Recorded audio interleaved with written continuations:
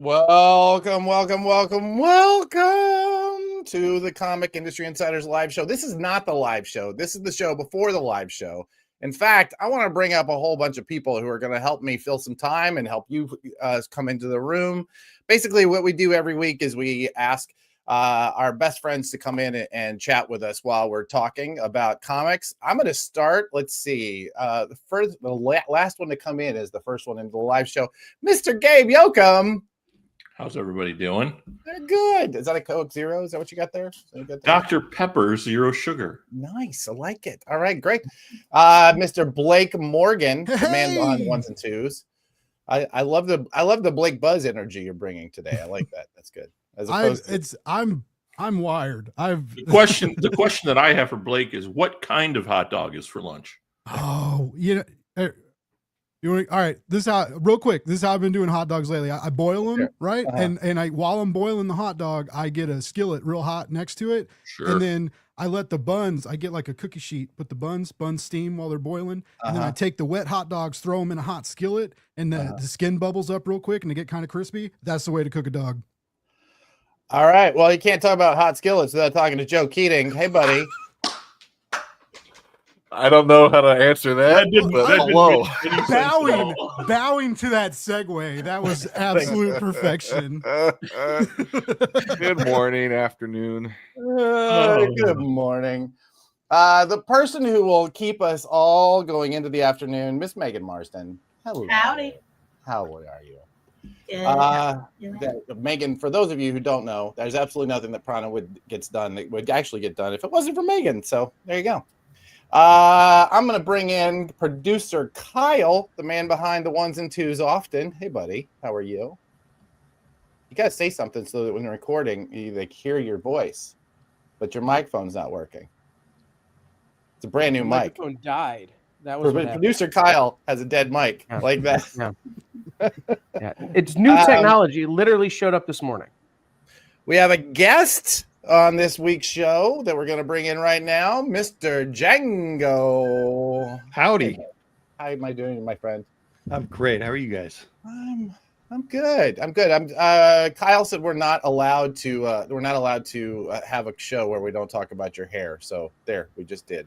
Thank you. You listen. You, Brian, and I have the combined hair of a cue ball.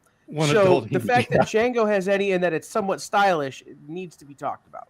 It's called a last hurrah. It's not going to be here in a year, you guys. I'm saying Brian 2 more times, Brian, so that we can invoke him. Mr. Candyman. It's like a Beetlejuice scenario. I see. I was starting to wonder if I was in this episode, actually. I don't know. This was a crowd. Is this how he tells me I'm not the co-host anymore? Oh, okay. No, it makes sense. That's what I would do. We got the whole Brady bunch for, I guess we need one more. Is that, we really do.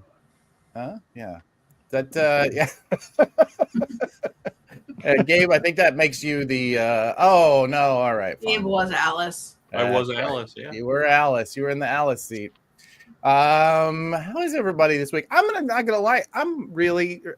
Right before we got on this show, I was having a meeting with Joe, and actually it was about an hour ago. And I was so grumpy and cranky. He said, "Okay, you have to go take a nap before the show." So I want to say thank you, Joe. That's the kind of editorial services we provide here.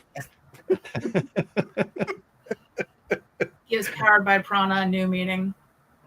That's right. We're going to be talking about numbers and data this show, so it's going to be really boring for a lot of people. Anybody want to say something exciting before we get rolling?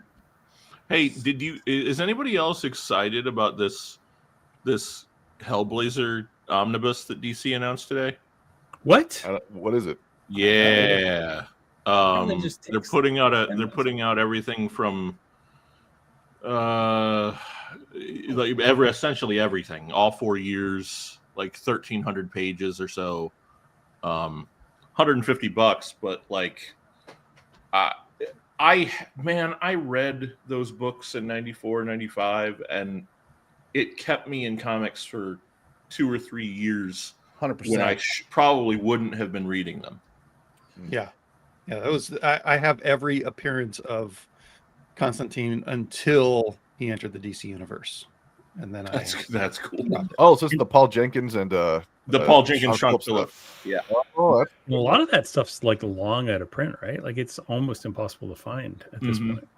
Do y'all know about the urban legend around John Constantine or John Constantine? I'm not sure which it is. Do you know about this? That apparently every writer of that series has some sort of story where a blonde man in a long like a raincoat is smoking cigarettes and staring at him in the middle of nowhere. Like it's like they've all had a sighting.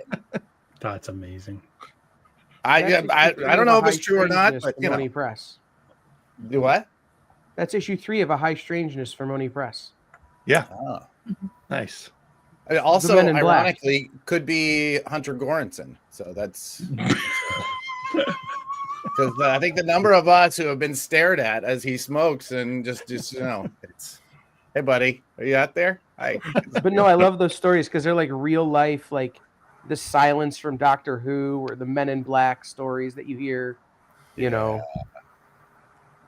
Yeah, it's everybody who's ever written Constantine has had these. Like, yeah, you're right. It's crazy. But this is a spooky episode. I know. Yeah, right. Well, I mean, well, it is Halloween week. We're supposed to be scary this week. That's right. So I totally picked this up for like for a little. I know it's not the comic, obviously, but yeah. And he's been doing press saying there's like a new script and they're trying to get the movie going. I would wonder if this mystical like image that these creators are seeing, like I wonder if the people who worked on the movie were haunted by that too. It'd be interesting to look. Yeah, but he wasn't blonde. It was actually just Hunter Goranson. It wasn't. There's Jenna Coleman though in the series we don't talk about. Yeah, she's Joanna. Oh, that's right. Yep. Yeah, that's right. The series that will not be named. It does make you wonder if you do all of the Hellblazer stories, how many of those writers have been canceled? Big. Sorry. Oh, cursed him. It's a surprising percentage. Next week on True Stories of the Comic Industry. I have the second season of the series that will not be named up on, and it teases me every time I log into that certain streaming service.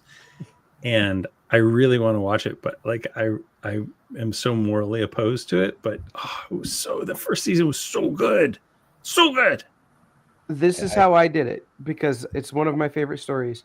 Regardless of what has happened with the writer, I still love Mike Drinkenberg and I still love Sam Keith. There you go. Yeah. Yep. And they're still getting paid. So that's fair. Or their estates are still getting paid. So wait, Sam Keith isn't dead, is Sam he? Keith is still around. Right? They're people. He's refusing to. We are hopefully he changes his mind. But I know somebody who went to him about a gig recently, and he said, "Nope, I'm retired." Oh yeah, yeah. Sam Keith. We get a lot of young people coming into our store looking for Sam Keith comics lately. Like we sell the Max constantly. It's wild. To like 25-year-olds. That's really interesting. I wonder if we could do a feature story on Sam Keith. Am I looking at Joe Keating while I say that? It's hard to tell. Yes. Yeah.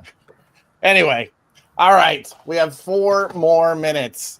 I don't know if you guys in the audience realize this, but this is all unscripted.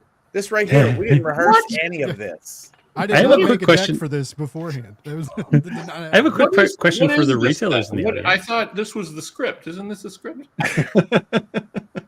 What a tease! What a tease! Retailers in the audience do things because they're cool. Gabe, yeah, come on. Batman, Deadpool, the DC version was on FOC this week. I'm just curious from our retailers, did they go heavier on that than the last time, or did they go lighter? Chime in the comments. See how we have one retailer. We got at least 2. I see Tommy and Jeremy are there. Yeah. I don't do the ordering in our store, but I think we went a little bit heavier. Yeah. Even though I think it's $1 more, right?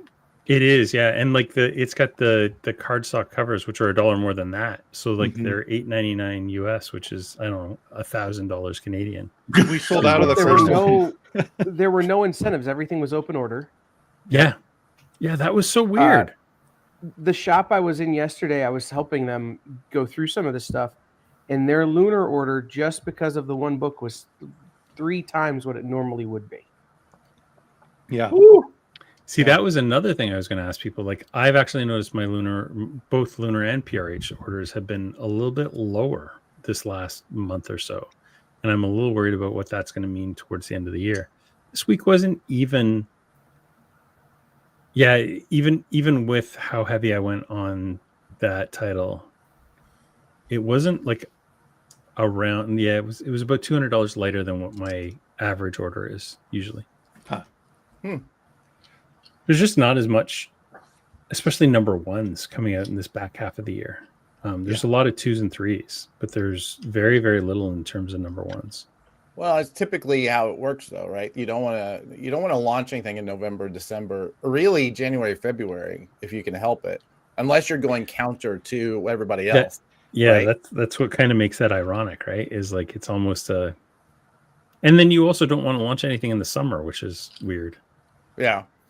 So really, you got 3 Just weeks. stop making comics. You got 3 weeks. Fall are really the sweet spots for most launches, but Makes sense. But you also, but if you are looking to try and get some attention during the period where everybody else has gone to sleep, then because the problem is that most of these bigger companies are in corporations.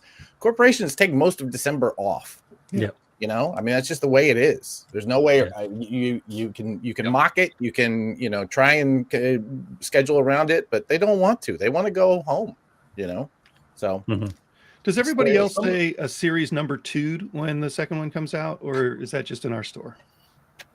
At number 2, your store. Thanks, Joe. Yeah.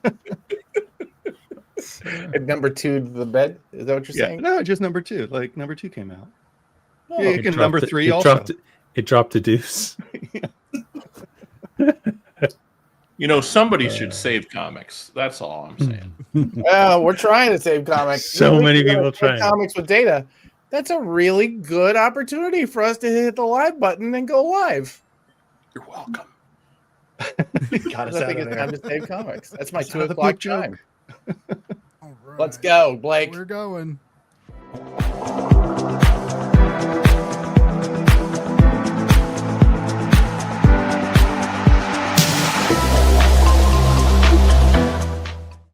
Well, hello again. For those of you who are around for the pre-show banter, my name is Adam Freeman.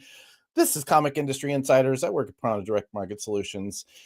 We do this every week where we talk about the big headlines that are happening in comics. This week, we're going to be talking about data, which is a rock and roll good time. So every time I say the words rock and roll, I can't help but think about my co-host, Mr. Brian Garside of Managed Comics, the rockinest Canadian I know.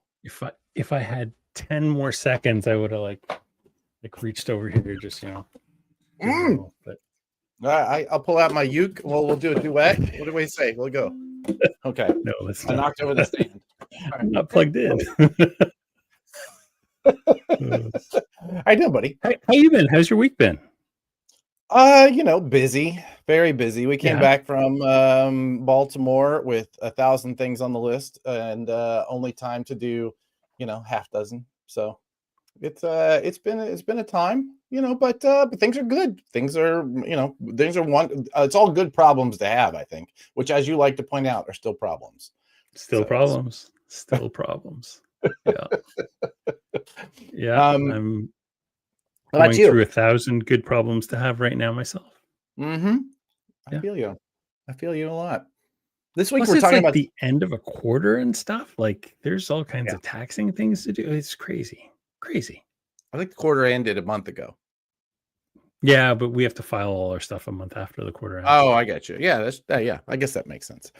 I have a guy who keeps me on track with that stuff. Sometimes I feel for him. Yeah, not the part of the business I'm the best at, but yeah, same. Here's my shoebox. Figure it out. That's why I pay you. Hang on a second. Let me go through my photos. I know I have that receipt somewhere. Yeah. This week we're talking about one of our favorite things: data and bros. We got bros saving talking about comics. data, and we're gonna save comics with it. We should have had the Data Bros logo on there. That would have been great. We couldn't get Figley. Figley's on his way to Japan or something. That's true. Yeah.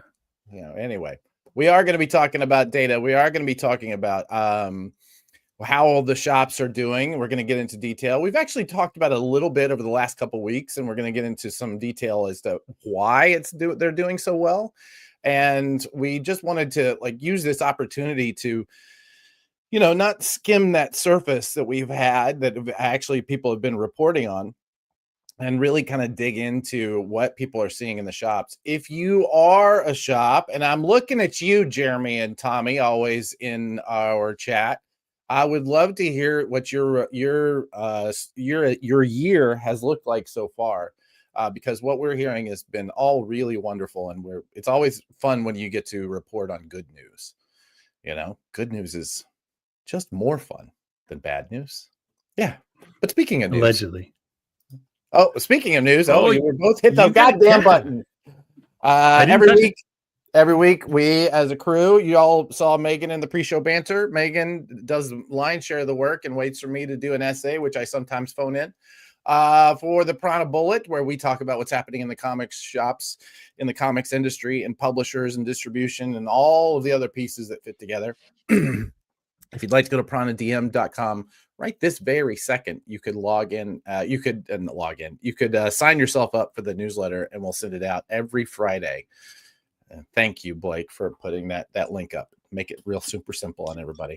Can we just talk about last week's Genius article, which I believe, or bullet, which I believe was Megan write something up for here.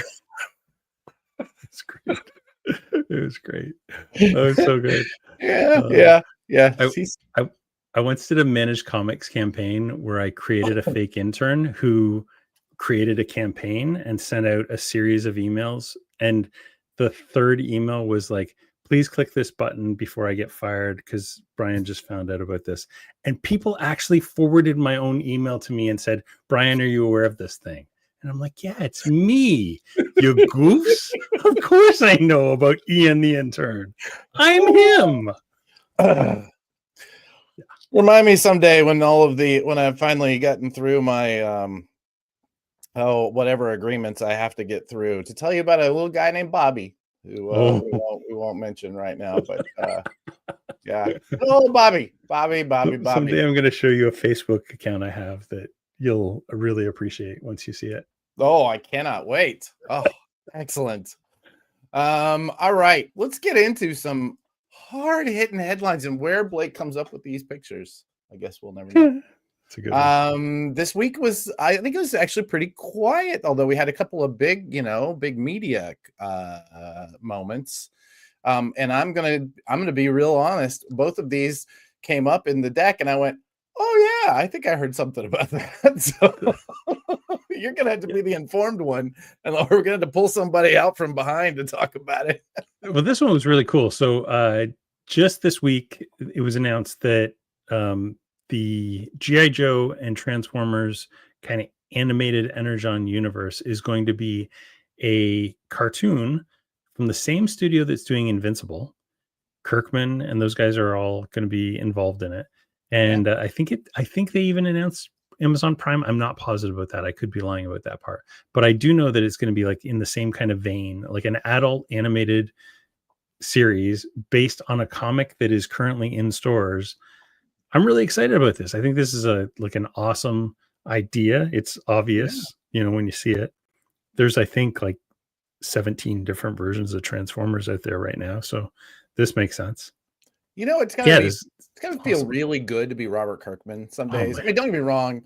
The guy's had a huge amount of success. Walking Dead, obviously, cultural phenomenon. Invincible, done incredibly, incredibly well.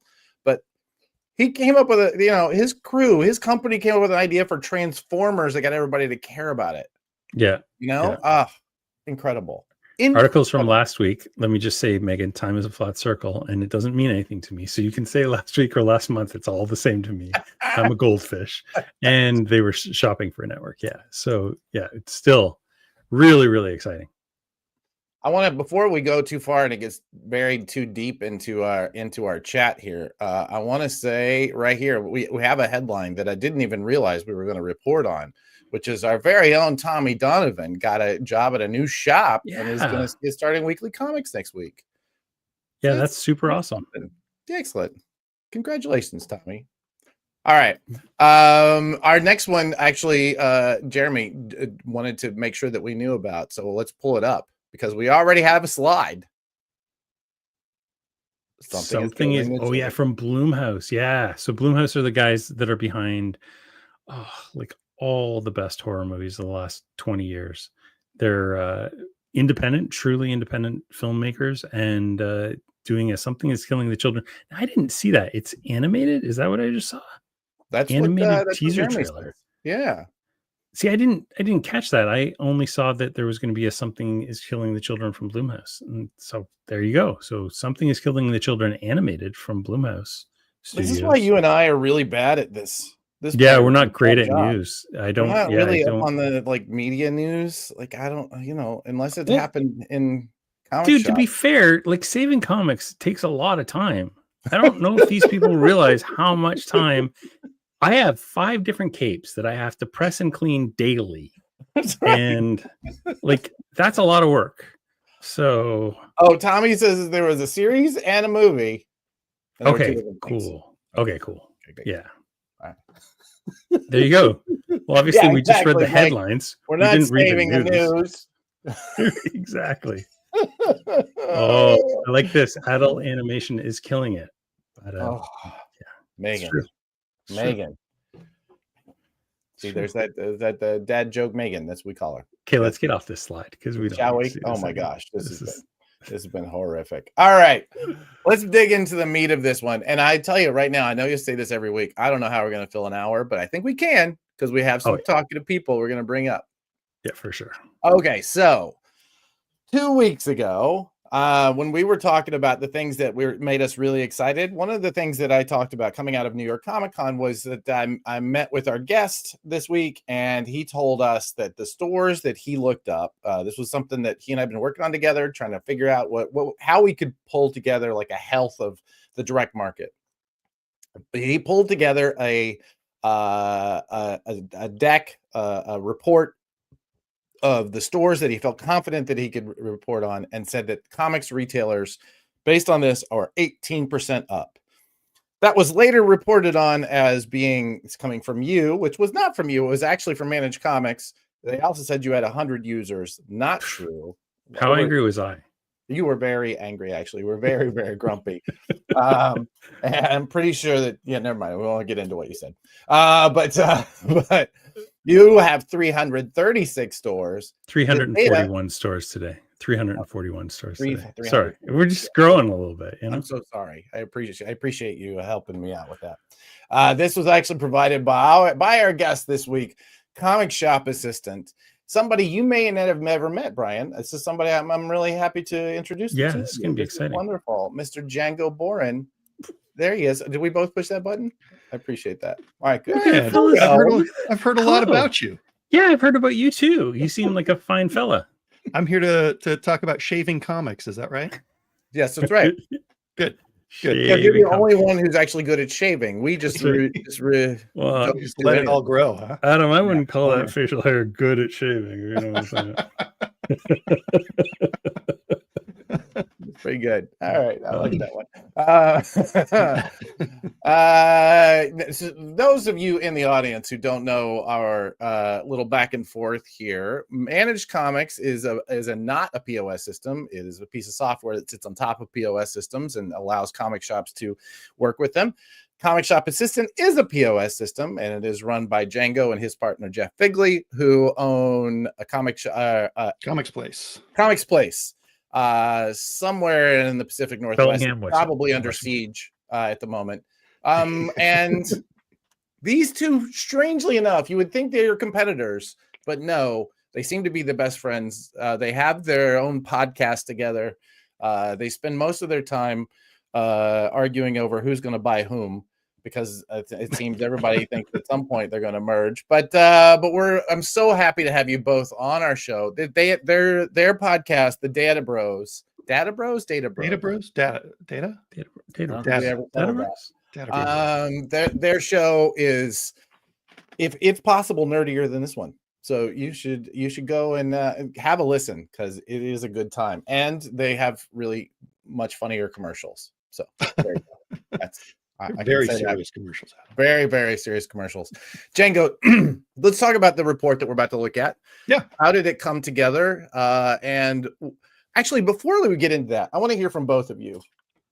This is something that we have really struggled with since Diamond stopped reporting their sell-in numbers, right? So the numbers that they were giving over to publishers. There's a lot of controversy about whether or not the data that was extracted from them was actual data or extrapolated data. But for the longest time, we at least had that touchstone. That touchstone went away when Diamond stopped putting things out, and eventually the disruption happened in distribution. That meant that they no longer had access to everyone's data, so they stopped reporting. We have since, the three of us have really worked through Matthias. I really wish that were true, but I'm not 100% certain either way if it was extrapolated or not. I'll be honest. I've talked to Milton, I've talked to JJ, I've talked to Diamond. I still don't know 100%. They all have very clear beliefs about it. But anyway, all of this to say, we have all been trying very hard to put together some sort of monthly list, some sort of a report that actually comes from real data. Comic Hub, I was able to put together a deal before I left Comic Hub where they would put that data into ICV2, and that is it's a very small cohort that it reports that data, and they don't really have any hard numbers to it. So can you two talk about, either one of you take the lead on this, why is it such a challenge knowing that you have these databases? Why is it such a challenge to be able to say, our retailers ordered this, they sold this, there's this many on the shelves, customers order these? Talk about why those are so challenging, such a challenging hurdle to jump. I mean, I think it's part of it is that retailers are chaotic. Like, we don't all do things the same way. We don't all ingest data at the same time. Some people track things very closely on their cash registers, and some people don't. Like the bottom line is, figuring out how to trust the incoming data is kind of a magic trick. And like I'm assuming for Brian, like Shopify is part of a hurdle for you to extract stuff out of. Yep. And Shopify is also not necessarily made to handle the number of SKUs that comics get. So I'll bet that there's a challenge there. And for us, just figuring out like a way to make sure that the sale of this widget is the same as a sale of that widget from another store, making sure that connective tissue is accurate and true has been a little bit tricky. And then also in our case, we have an agreement with our users that we don't share any non-anonymized data. So nothing can be traced back to a store, and sort of taking data from a whole bunch of stores and making that information make sense, and making it answer the question that's being asked in a true manner is tricky. We were a week and a half late getting you this report a little while ago because we finished it and then realized that numbers are weird, man. Percentages are weird. Yeah. And we had to kind of recalculate all these things that we had started on kind of a bad concept. So, and on top of all that, we also have to take into account that like we're all growing rapidly. And so if you say things are up 40% year over year, and yet you grew by 60%, are they actually down by 20%? So we take all that stuff into account with our calculations that we're making so that we're giving you a true apples to apples comparison. But building off of what you said, like, first of all, there's one piece of it, which is just like Batman 161 cover A has to be consistent across every single system. And that's one of the big reasons where we've dangled Comet ahead of the publishers, is like, we can't right now say Batman 161 is the same between Lunar, Diamond UK, and Universal, because it has 3 different SKUs. We've kind of solved that with a unified ID, but it's very, very easy for a Shopify store to say, I don't want to use that ID. I want to use my own ID. And then suddenly we've lost that thing. By the way, they've now broken everything about Managed Comics, and why they did it, I have no idea.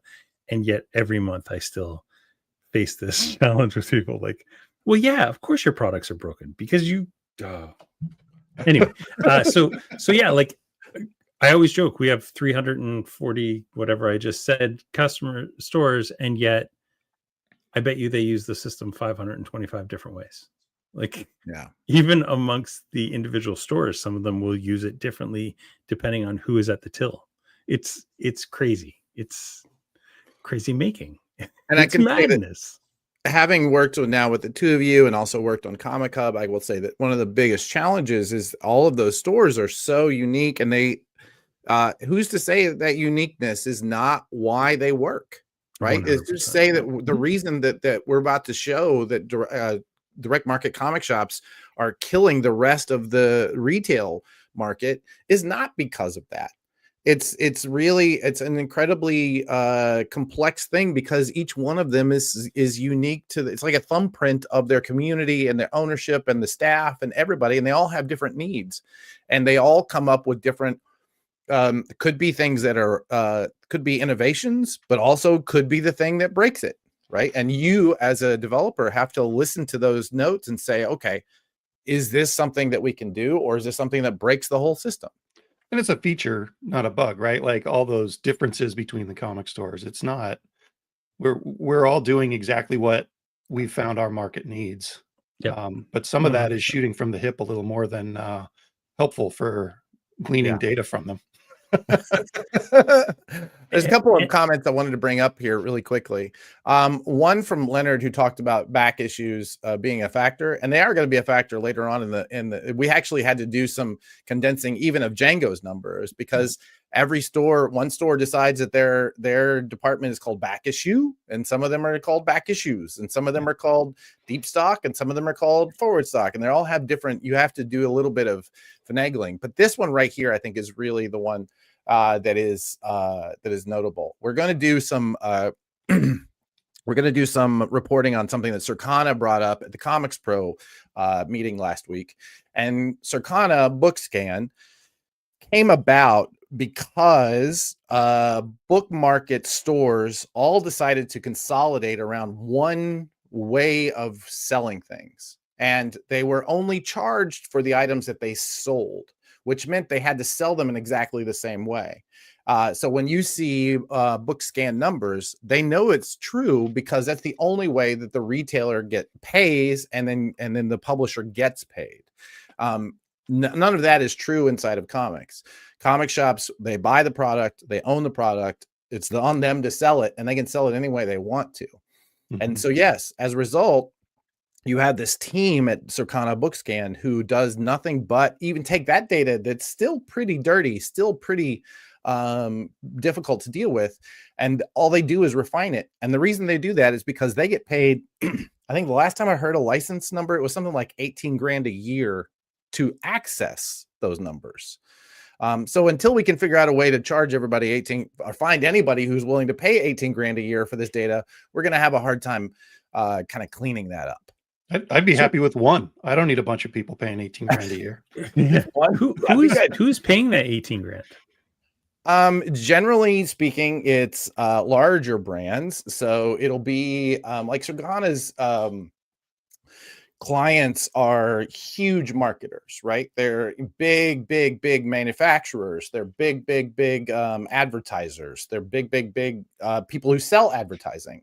Okay. It's the people who are dealing in tens, if not hundreds of millions of dollars a year that are paying for that, instead of, you know, the average comic shop is maybe making, I mean, a good one these days, making what, 3 to 5 million a year, probably. I mean, that's probably pretty high. Yeah. Yeah. And so the idea that those comic shops would be able to afford that is, you know, it's not impossible, but it'd be difficult. Maybe 1,000 of them at $18 a month, $18 a year, right? Well, I mean, you know, sure. If we get 1,000 retailers to agree to anything, you let me know. Oh my God, it's the dream of 1,000 cats. I'm shocked that I have 340 something. Yeah. This actually, Leonard brings up a very interesting piece about how Wizard Magazine handled hot books. A lot of this was based on reporting by stores. It was a council of stores that would report. And yeah, even then there was a whole lot of allegations, whether they're true or not. I don't want to get into it, but allegations of them saying this book is hot because our advertiser says it's hot. Right. Right. So it's a really difficult thing. When you look at New York Times, the New York Times bestseller list is not a hard sales data item, right? It's not like this one sold better than this one, so therefore it made the New York Times bestseller list. It is editorially controlled. So the editors can decide this one belongs on the list, whether or not it's sold better than the ones that are not on the list. Did you not know that, Brian? No, I did not know that. No. Yeah. There's this story, and I'm going to butcher it because I wasn't prepared to tell this story, but there's a story about, I want to say, it was whenever the sound scan numbers first started in music. It used to be that the music sales numbers were reported editorially as well. And then SoundScan came in and started refining that data. And what ended up happening, I want to say it was Def Leppard that was knocked off the list by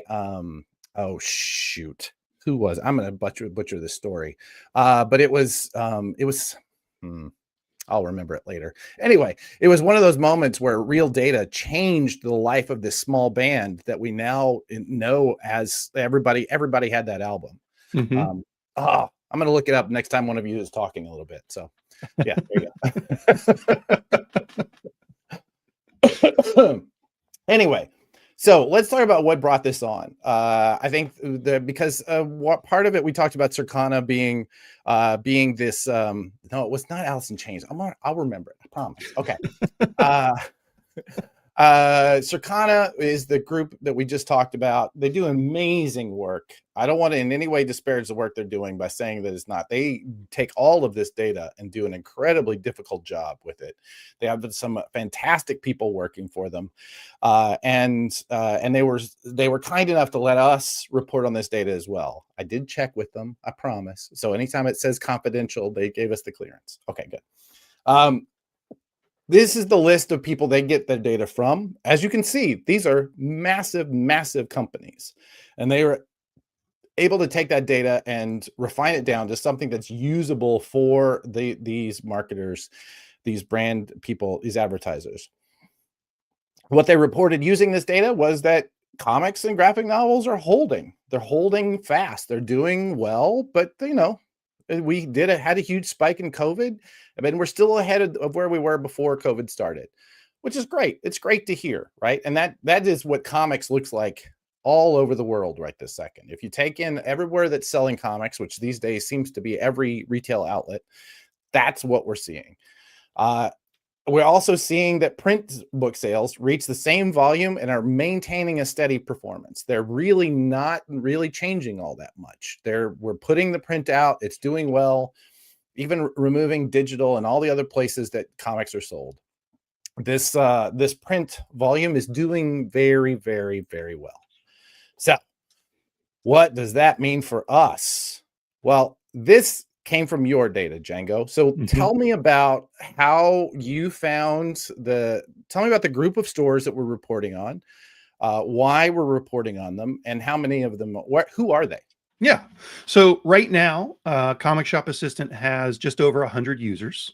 And when you had asked us for a year-over-year comparison, Adam, we realized that what we had to do is find stores that were consistent from 1 year ago to this year. So this is 39 stores that were using Comic Shop Assistant a year ago and are still using Comic Shop Assistant.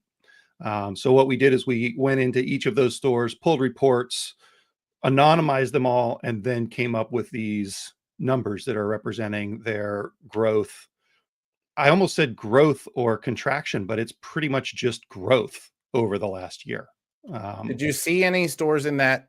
Yeah, I'm sorry. What that number is 39. Did you see any of 39. the 39 that did not see growth? Because I have talked to a couple of retailers who are like, I'm not seeing it. We're not inspecting the data on a one at a time level. Okay. We're anonymizing and combining it before it even gets to us. Right. So I couldn't tell you. Well, that's still, yeah. I mean, what that says is that if any of those stores that I'm talking about aren't seeing growth, if they're seeing a 0, then somebody else is seeing, 58, in order to bring that back up. That's incredible. Well, and there are some interesting numbers in here that we'll see on one of these other slides, but so revenue's up 18.7%. That's awesome. This includes comic stores and hybrid stores, right? So if somebody had huge trading card numbers, that could impact their total revenue numbers. So this is stores. We didn't differentiate between comics only and hybrid stores. Right. One of the things when people talk about this, anytime we talk about growth, there's a question of, are we seeing actual growth? Are we seeing new people come in? Or are the people that are coming in just paying more because the cover prices are up? So talk about this, those two numbers there on the right and what those mean. Yeah. So transactions is the number of raw transactions that stores have had last year versus this year. And this is, it's up. There's 15% more people in the store, which is awesome. If I had to guess, I would say thanks DC for the absolute Batman. Hearing that a lot. I tried to get a number, and hopefully maybe by next week I'll get a number. Let me check my texts. No, we had that. There was a number apparently that was at SDCC, but I was trying to get a number that was announceable. But what's it, like 9 printings of Absolute Batman #1 at this point?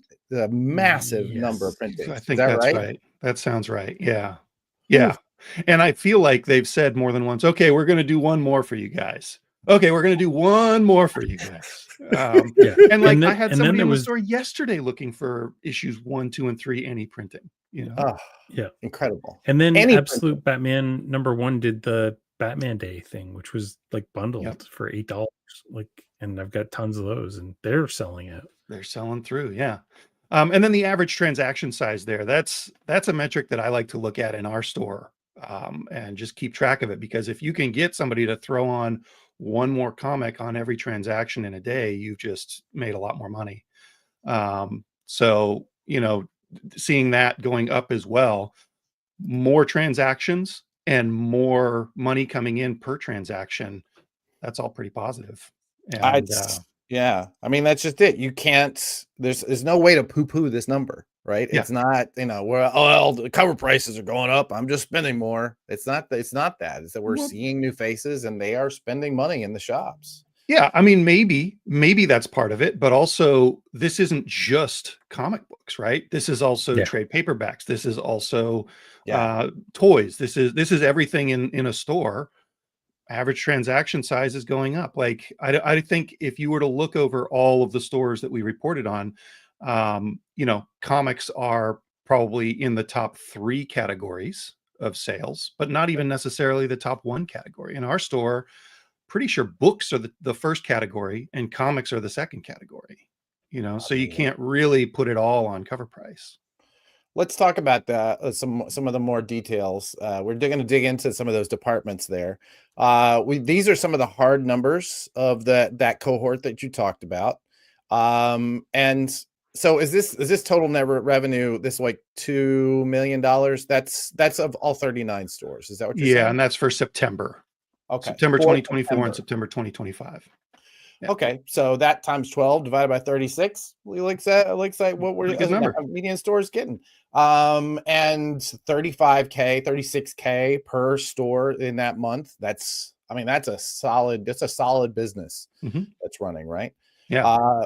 44,000 transactions. That's the one that took me, like, I'm trying to process what 44,000 transactions in the average store looks like. That's a lot, right? Yeah. I mean, I don't know. It's been a moment since I worked a register, but I'm having a hard time remembering a Z read that would be like, 1,000 transactions a day. That's impressive. Yeah, that's well, no, that would be divided by 36, is that right? Or 39? 31 days in a month. So it's 1,000. Divided by 39 stores. Oh, Right? yeah. Oh, well, this is total transaction. You're right. That's what it looks like to me. Yeah. Yeah. Okay. There you go. That's better. Yeah. Okay. 30, like 100 30 transactions transactions a day.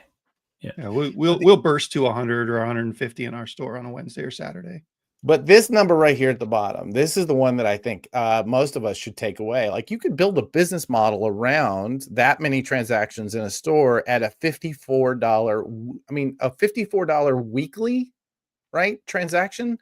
Jeremy's saying he gets 40 transactions a day. I believe that. It's a solid number. But even at let's say it's 54K as your average transactions. I mean, 2K a day.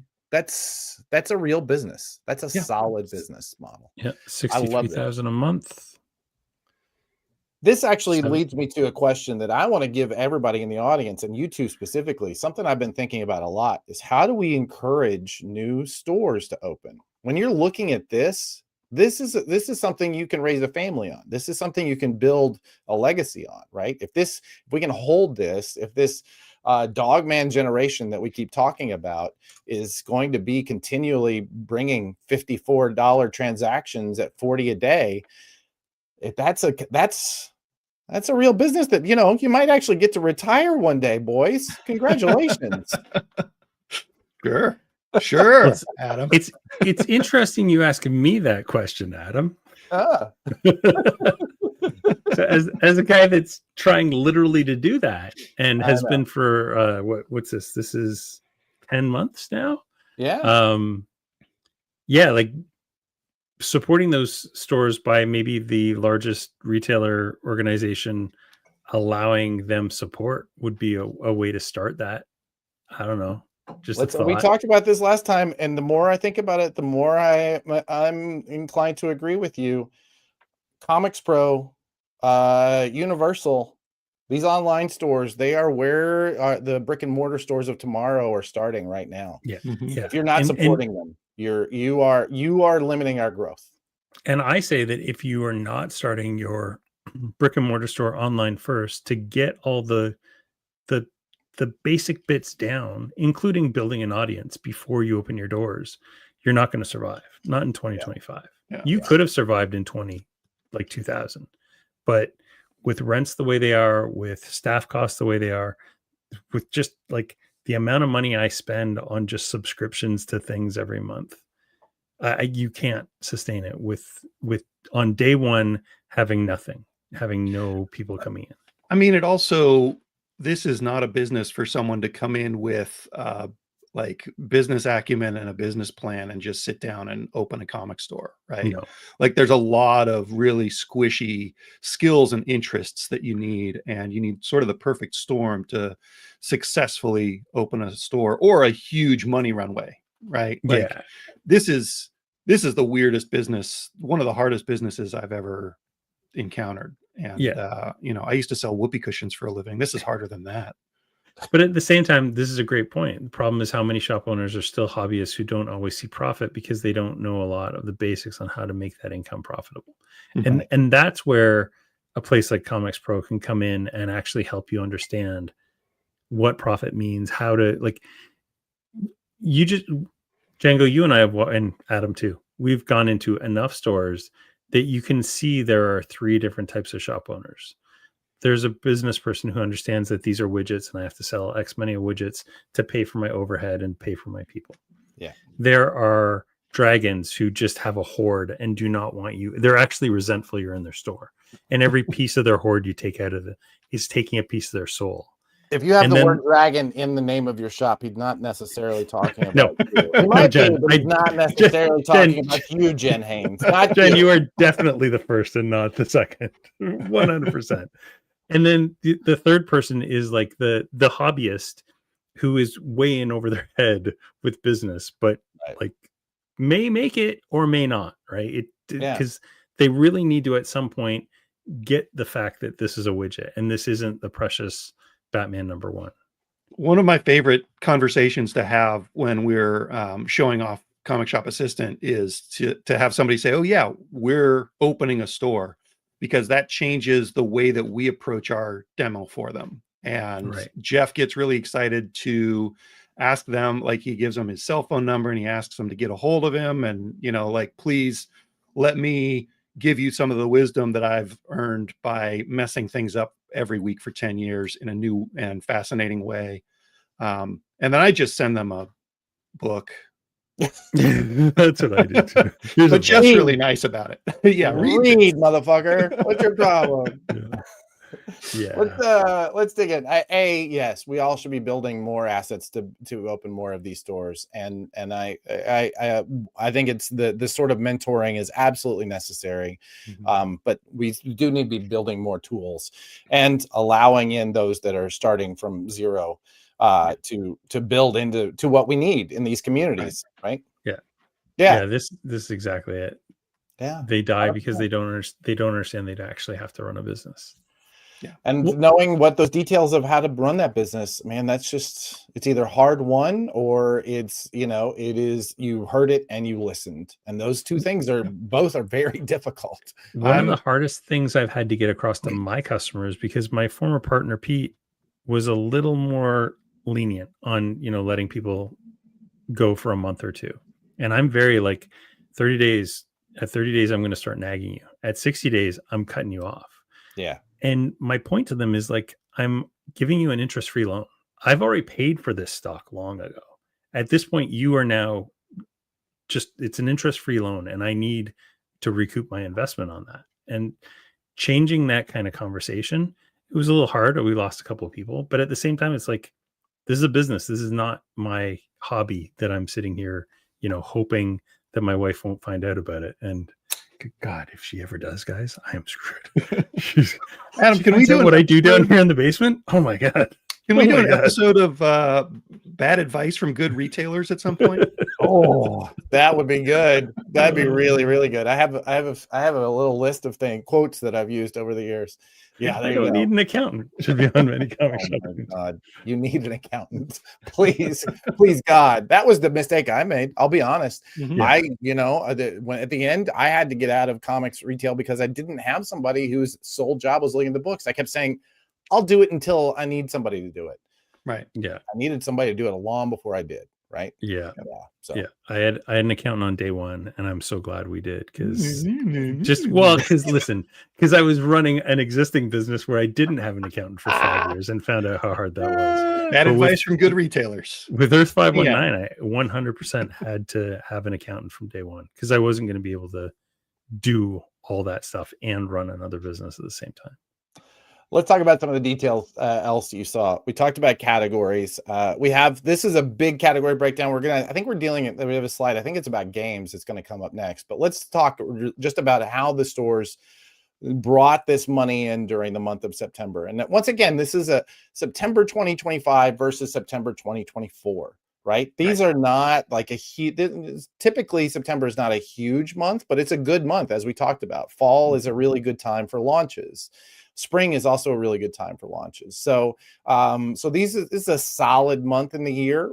This would look different if we did October, and maybe we'll come back and do October. We'll get October too. Yeah. Well, we'll try not to do quite such a deep dive, but we do a regular one of these. I think that would be really wonderful. Oh, I mean, I'll get you October. You can do whatever you want with it. I like it. Look at this right here. 27% up. Single issue sales. This is single issue comics. This is the monthly comics. If you call them floppies, there are people on here who will cut you. That's what this number is. 27% up. Tommy, go do the good work, buddy. We'll be recorded, and you can come back and give us comments later. We got to get him a cape. I know. No saving comics one store at a time.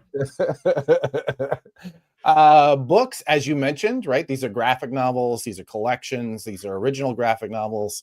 Up solid 17%, 16.6. Games pretty flat. Toys and models also up 13%. That's nothing to sneeze at.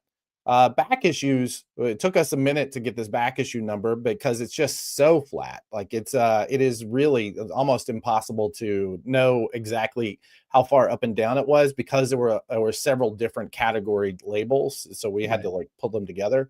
But still, completely flat. For the most profitable part of any comic shop is the back issue bin, right?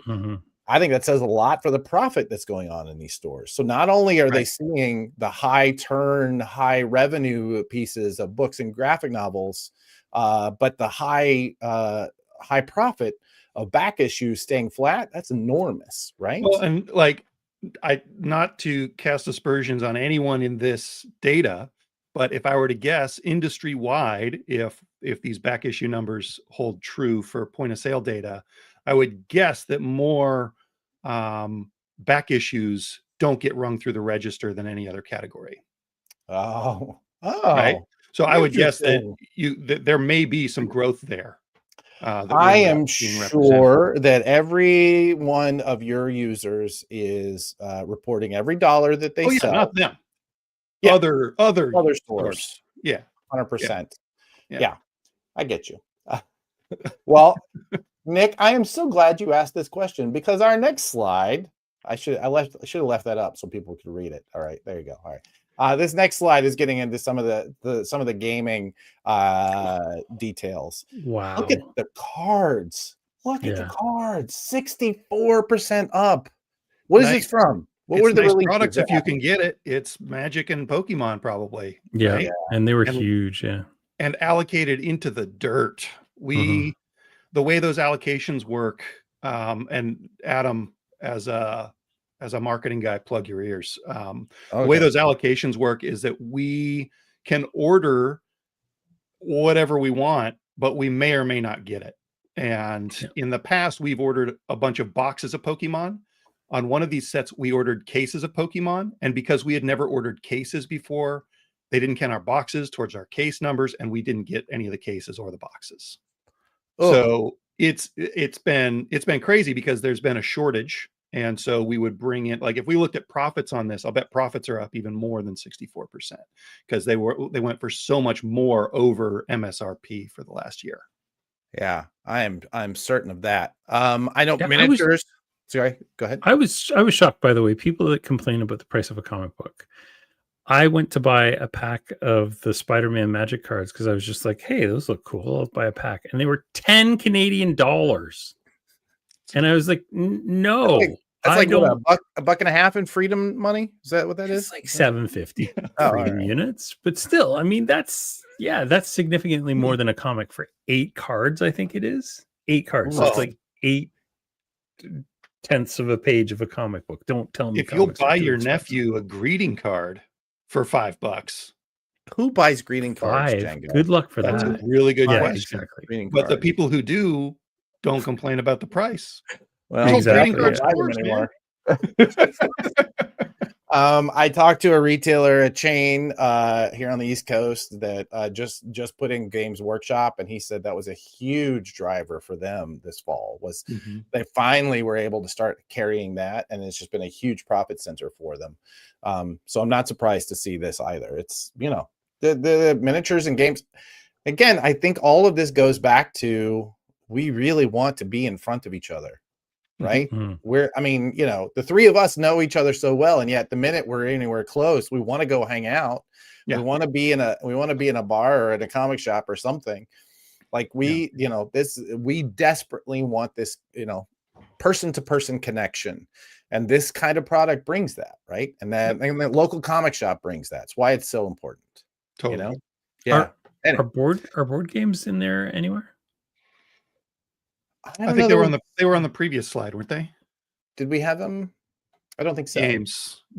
Oh, games. But I thought this games. But this next one, doesn't that split down games?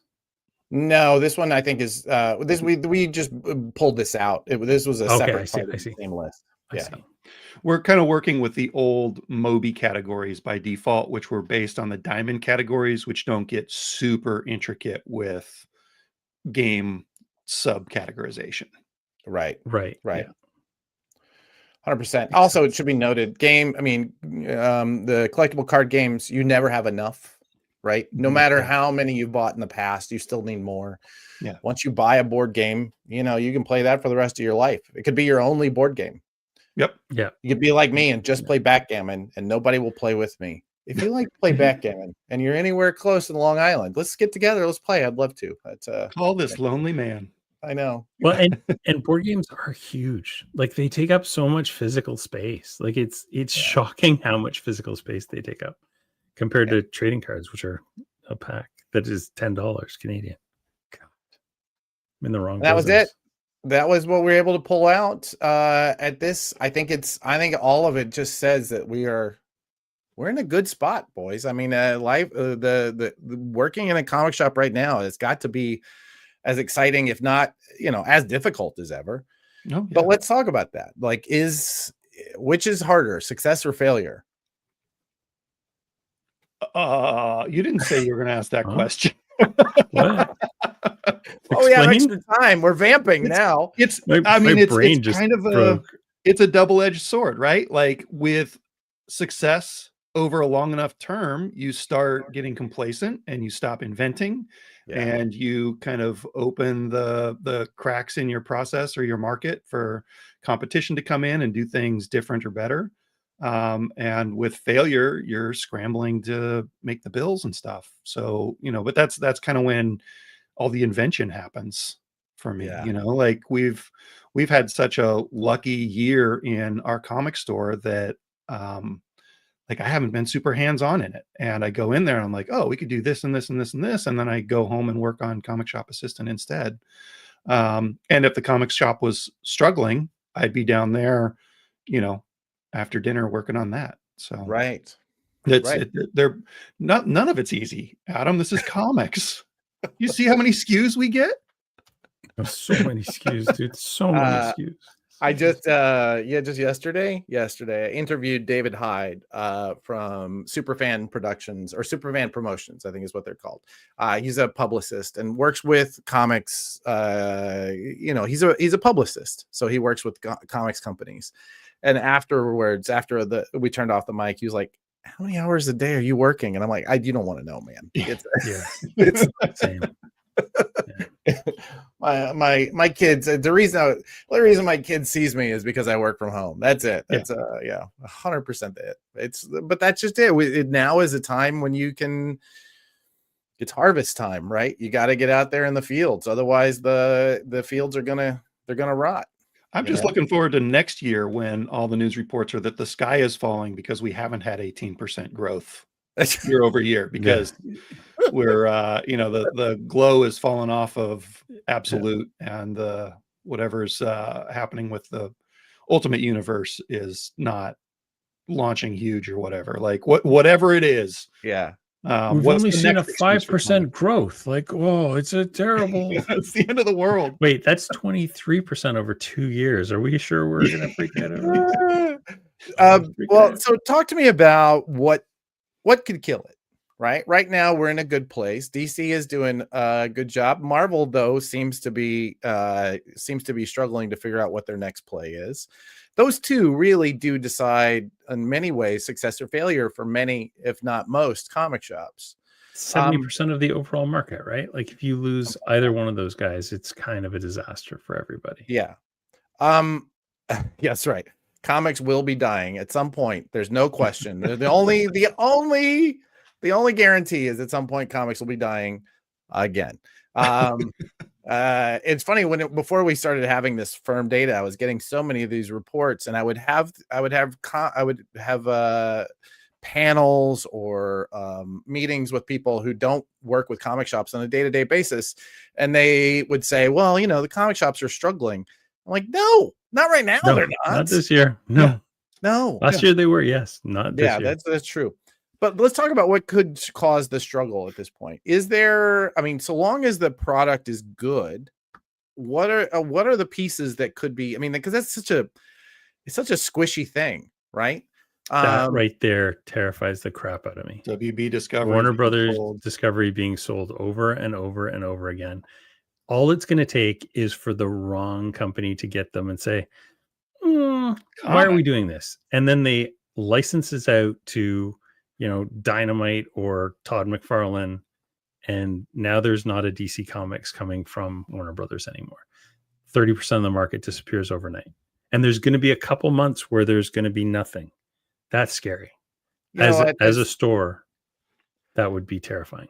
If it bleeds, it leads. I definitely don't want to not have the engagement of saying the sky is going to fall if that happens. However, I'm in year, I don't know. Let's see. I got started 30 years ago. And I say, like, I don't know how many times Warner Brothers, that WB, has been sold, and how many regime changes there have been in that time. And every time it happens, someone says, well, they're going to look and they're going to say, we're not making any money here, and they're going to license it out. And it has still never happened. I'm not saying it'll never happen. I'm just saying I'm getting to the point where if you tell me that there's going to be a giant earthquake that swallows us whole, and there hasn't been a giant earthquake that swallows us whole, eventually I'm going to go, well, okay. Eventually, sure. You got to start worrying about Yellowstone instead. It doesn't mean the earthquake's not going to. This one, on the other hand, does not scare me in the least. Same day digital, you could do that tomorrow, and it would not make a lick of difference to comic stores. So. Honestly, it's a different market. Yeah, 100%. I mean, I think the comic retailers and comic fans are slow to react to a lot of things, right? We have this fierce loyalty to our shops or to comics in general. Yeah. And I think that publishers and distributors in general are a little bit faster to react, right? Mm-hmm. Because they're run on the whole a little more like a business. Yeah. Right. And so I think if we were to see a huge dip in Marvel or DC, then we could end up with comic stores struggling for a little while, but the ship kind of riding behind the scenes, before everything totally fell apart. I'm also a terminal optimist. So, take that for what it's worth, Also, there are 3 people here who can't afford for comics to fail. We will have nothing to do. Good point.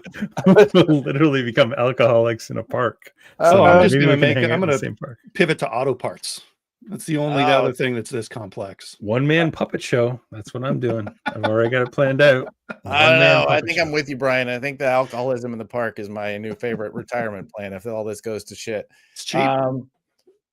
You know what? One of the things you could do right now to keep all that from happening, as Nikki pointed out, is if you came in and you hit thumbs up and you hit the subscribe button and the alert button, that would save comics right there. You would be saving comics just by doing that, because it means we get an opportunity to talk about this and hopefully bring data and bring tools and bring the knowledge that will hopefully make Comic Shop that much stronger, because that is at the end of the day our true goal.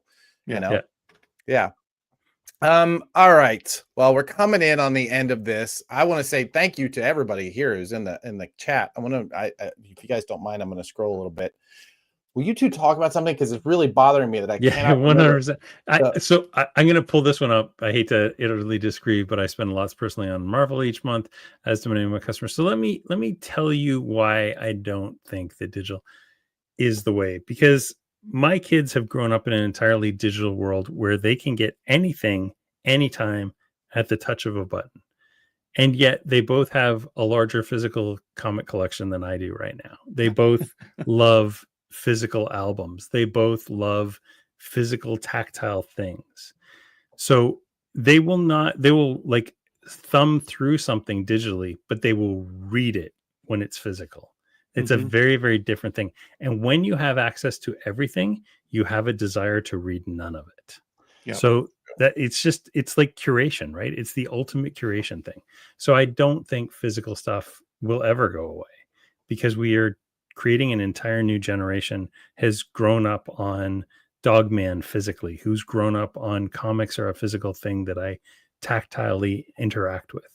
And that generation is hitting their 20s, and they're hitting their spending sprees and they're the ones that are getting into Absolute. They're the ones that are getting into Ultimates, and Marvel's taking away Ultimates. Good job, Marvel. Great job. Great work. Listen, Replace that with nothing. Perfect. I have faith that they have something. They're not going to. I know. Yeah, it can't be nothing. Another terminal optimist, I see. I wanted to bring up.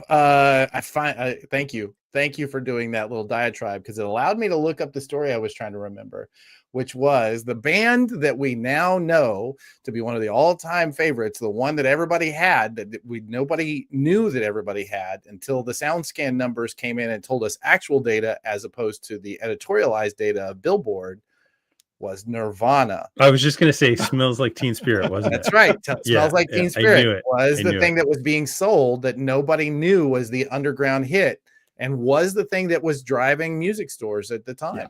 I should have known that, because my wife and I, when we got married, we merged our CD collections. If anybody remembers CDs, they were these little silver things, and they had. So when we merged our CD collections, she brought in like Depeche Mode and I don't know, all that stuff, the Dead Kennedys and all that. And I brought in, Aerosmith, Soundgarden, everything grunge and heavy metal. Yeah. And the one place where we intersected was we both had copies of Smells Like Teen Spirit, and we both had copies of not Alice in Chains, but there was another album that was like the whole Nirvana catalog intersected, and that was it. That was the only place where our musical tastes completely intersected. And it's 24 years, fellas, so that shows you that even with disparate musical interests, you can still survive a marriage of 24 years. As long as she doesn't find out what I'm doing down here. You're doing comics again? We talked about this. You said you'd give them up for me. Django, we're reaching our CTA portion of the show. How can people find you? Where can they? I loved that album, by the way. That was another one that intersected. I couldn't remember the second one. Yeah, all right. Where can people find Comic Shop Assistant? Where can they find the Comics Place? Comic Shop Assistant is at comicshopassistant.com. I'm Django Boren everywhere. Comics Place is at the Comics Place. Believe it or not, with a name that on the nose, we're the only one I've been able to find. The Comics Place. We're in Bellingham, Washington, farthest northern store in the lower 48. And we used to have a hypnotist in the basement, but they went out of business, and I had to take that off our business cards. So you're damn near also Canadian. You moved. Oh yeah, we're nearly Canadian. Like literally an hour away from the Vancouver border. Like it was Vancouver itself. Yeah. Like literally an hour away. Yeah. It was amazing. I highly recommend everyone go to Bellingham. I'll share the Airbnb you need to stay in. Okay. And just go hang out with Django for a week. He'll open a store, and you'll get to, on your vacation, help him open a store. It'll be fun. The best. It'll be a good time. That's what everybody does with their vacation. What's new website? Who dis? Yeah, Managed Comics is live on the internet at managedcomics.com. And if you join our mailing list right now by getting on one of our wait lists, tomorrow you will see it when Oryx is unleashed upon the world, and you can sign up immediately. So that is happening tomorrow. Very exciting. Right. No, sorry, Thursday, because we never launch anything on a Wednesday, because that's a terrible idea. Thursday is when we'll be unleashing that on the world. That reminds me, you and I still need to have a marketing conversation about Oryx too. We're gonna have so many conversations. Prana Bullet, once again, we do this every week. Actually, I want to use this opportunity, instead of giving you another, hey, don't forget the Prana Bullet, to say we did this thing. We're doing this thing. It's coming out in March. It's Comics the Magazine. It's you saw Joe in the pre-show banter. We're building a magazine about comics for comic shops everywhere. A couple of these got up onto eBay and are going for way more money than I think they should be. So it was surprising to me to see that number. So last night, deep in the just as I was heading to log off, I posted that, I'll tell you what, any retailer, I've got a case of these left. If you're a comics retailer, I want you to send us your address and such. Where should we send the PayPal invoice? To info@pranadm.com. We're going to make a list and send out packages of 5 copies each. I wish I could do more. I know you all want them for all of your subscribers. I wish I could do more, but all I'm going to charge you for is shipping. So if you're watching this and you're a comics retailer, I want to have you on board this ride. It's going to be quite the trip. So please drop us a line, and we'll get those together, because they should not be selling for as much as they are on eBay. But hey, if they keep doing that, go make that money, dude. It's that ad. It's that ad for Managed Comics and Comic Shop Assistant. It was that ad inside of our editorial that did it. Look at that beauty right there. Yeah, handsome berobed men. And then this one for the comic previews, which is never. I don't know. Is it a thing yet? Is it? It is a thing. It is a thing. I'm just not ready to talk about it yet, but it is a thing. If people go to comicpreviews.com, they will actually see the thing. It exists. Yeah. Well, while you're at it, go to comicsthemagazine.com and sign up on the waiting list. Get on that list, and you will get all of the information about Comics the Magazine. If you want to become a advertiser or you want to write for the magazine, you go to contact us, and you can choose which one of these things you want to do, and get that in. That reminds me, go back a page. I'm going to give you a note we can shift later. It should be, instead of 14,000, it's 25,000 copies of ZCN we're selling here at the end. Holy moly. Yeah. Nice. So yeah, you want 25,000 comics fans to see your ad. Also check, we'll make sure you let us know, and we'll get Gabe to send you a rate card, because advertising is what makes this world go round. And I have another piece that we're going to talk about at some point on here about how advertising could fix all the problems that comics has right now. Advertising can shave comics. It could shave comics. Hey, speaking of advertising, on AEW Wrestling the other night, there was an entire DC Comics banner all around the arena during the show. Like, it's so well done. Yeah, it was awesome. You're watching this on the EXP. If you want advertising for that, you should also let us know. We can get your ads all over. Kyle, see, I mentioned it. And we want to make sure that you are, your brand gets in front of comics buyers, comics sellers, comics publishers, everybody involved in our world.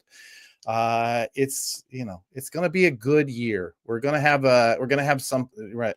And it will, yes, advertising will always have data problems. You're very, very true. That's part of why we're so determined to get this right. So I always use this opportunity to say thank you. Thank you for hitting like, subscribe, hitting the alert button so that when this comes up, you see it. If you're watching this on LinkedIn or some other place that we're doing it, make sure that you mark this on your calendar, because we go live every 2:00 Eastern every Tuesday, even when we don't feel like it. And if you are buying comics, if you're going into your local comic shop, if you have a subscription that you pick up on a regular basis, if you're a seller of comics, if you're a retailer, if you're a distributor, if you're a publisher, I want to thank you once again this week for saving comics, because we just, like I said, it's this or drinking in the park. Oh, wait a minute. I could be drinking in the park. You could do both. Do this. Nothing says you can't. Namaste.